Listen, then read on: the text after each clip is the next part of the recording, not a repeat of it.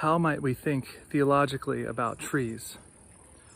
Surely many of us have had beautiful moments of solace and peace, curled up under a shade tree, or recall climbing through the branches as a child. But how do trees form a part of our life of faith, as both a subject and indeed a metaphor? Where do we see trees in the great narrative of Scripture, and how might this shape our life today? Could we find faith even in trees? First, let me begin with a confession. The Christian tradition has had a generally conflicted relationship with creation. Conflating sin and evil with our carnal appetites has led to a distrust of the body, which has extended to the body of the earth and its many creatures. Our accounts of the unique human vocation have often been articulated in terms of human exceptionalism, which has given license to forms of human violence and greed over the world, which is out of line with the life Jesus calls us to. As we look back over the historic record, therefore, we must begin by confessing that far too often people of faith were not finding faith in trees, but rather holding the axe that indiscriminately cut the trees down.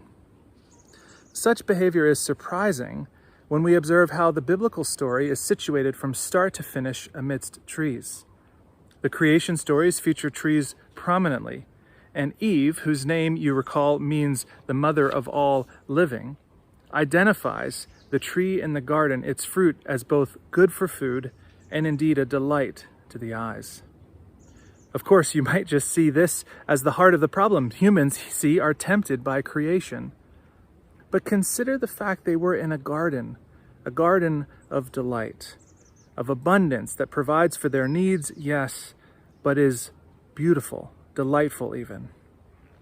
They were naked, they were unashamed, and their creaturely lives were vitally enmeshed in this world of manifold beauty and delight.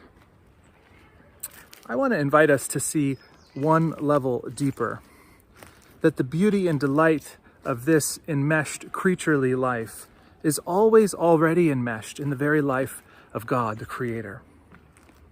Thus, every part of creation, trees included, they remain just that, trees, forest, soil. But yet, through the eyes of faith, they become for us an icon, a window into the very life of God.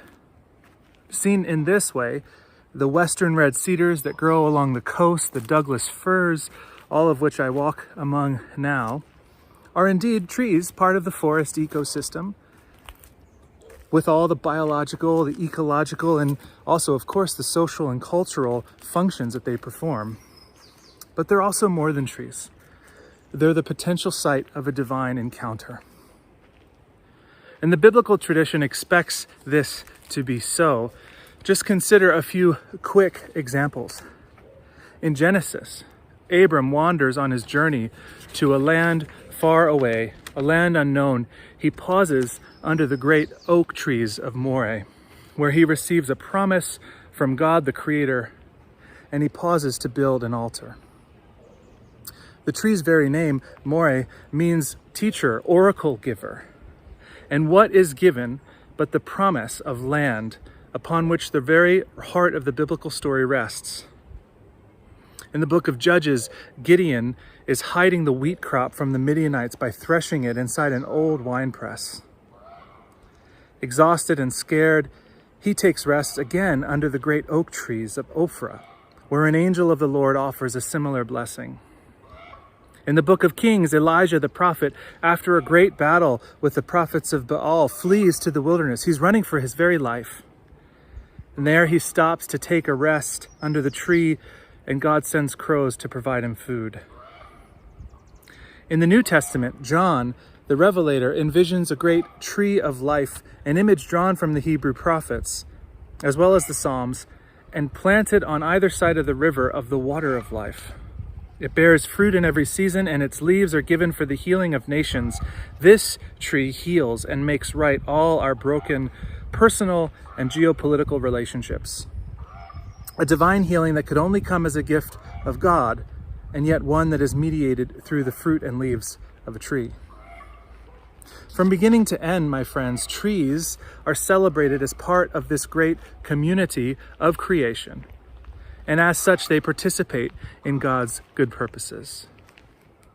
The prophet Isaiah writes of the trees of the field clapping their hands as the people return from exile to the land. And indeed, for many of us, trees are a source of peace, of joy. Our poets tell us this beautifully. Consider Mary Oliver. When I am among the trees, especially the willows and the honey locust, equally the beech, the oaks and pines, they give off such hints of gladness, I would almost say they save me, and daily. Trees are a source of healing, of peace, a saving help, and a reminder, friends, we are not alone, but rather we live in God's good world. Let us attend to the trees in our lives this week, for one never knows where and how God may speak. Now, in the second part of this series, I'll explore how trees don't just signify the goodness of creation, but also come to represent human folly in trying to dominate the earth, to stand above rather than as a humble participant in. I hope you'll join me for this.